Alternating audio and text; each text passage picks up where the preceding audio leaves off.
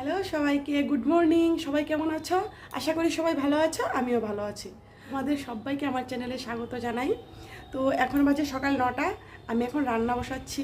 তো কি কি রান্না করব এটাই তোমাদের সাথে আজ আমি শেয়ার করব।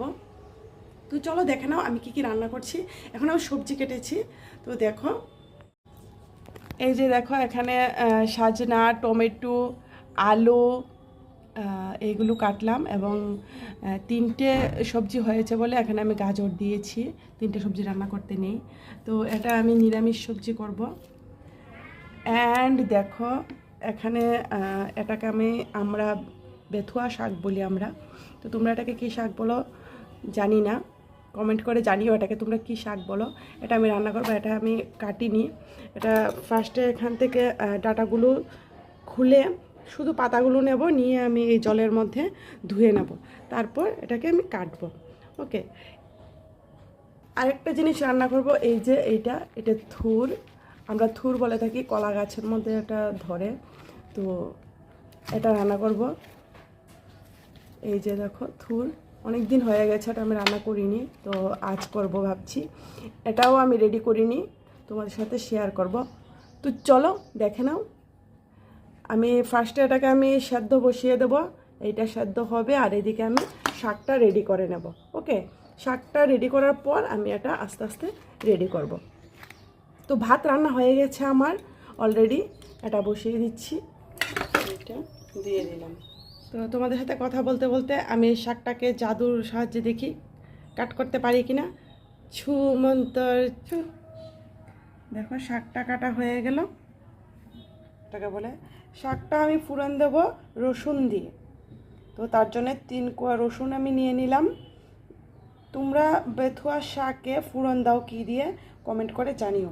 আমি এদিকে দেখো এটা আমি সেদ্ধ করে নিয়েছি, এটা রেডি হয়ে গেছে, ধোয়া উঠছে দেখতেই পাচ্ছ।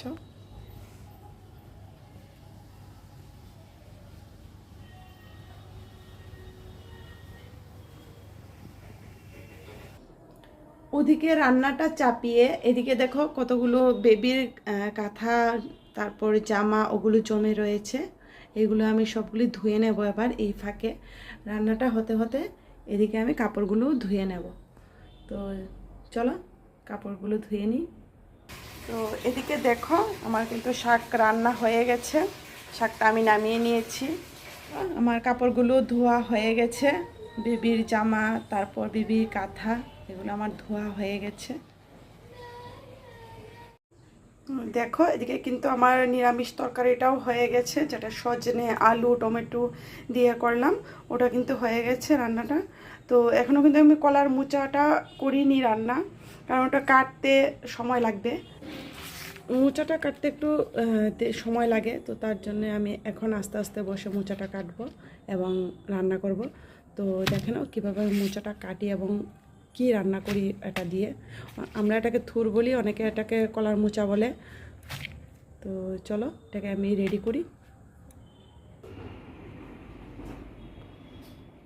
এই যে আমার থুর কাটা হয়ে গেছে, যেটাকে তোমরা অনেকে মোচা বলো, আমরা থুর বলে থাকি। তো এটা এখন আমি রান্না করব। এটাকে অনেকভাবেই রান্না করা যায়, শুটকি দিয়েও রান্না করা যায়, তো আমি নিরামিষ রান্না করব এটা। তো চলো রান্না করার পর তোমাদেরকে দেখাচ্ছি কেমন লাগে। এটাকে আমরা কৌড়া বলে থাকি, তোমরা কে কি বলে থাকো আমাকে জানিও কমেন্ট করে। এই যে আমার কলার মোচা, এটাও রান্না হয়ে গেল। এই হলো আমার আজকের ব্লগ। দেখা হবে অন্য কোনো ব্লগে অন্য কোনো দিনে।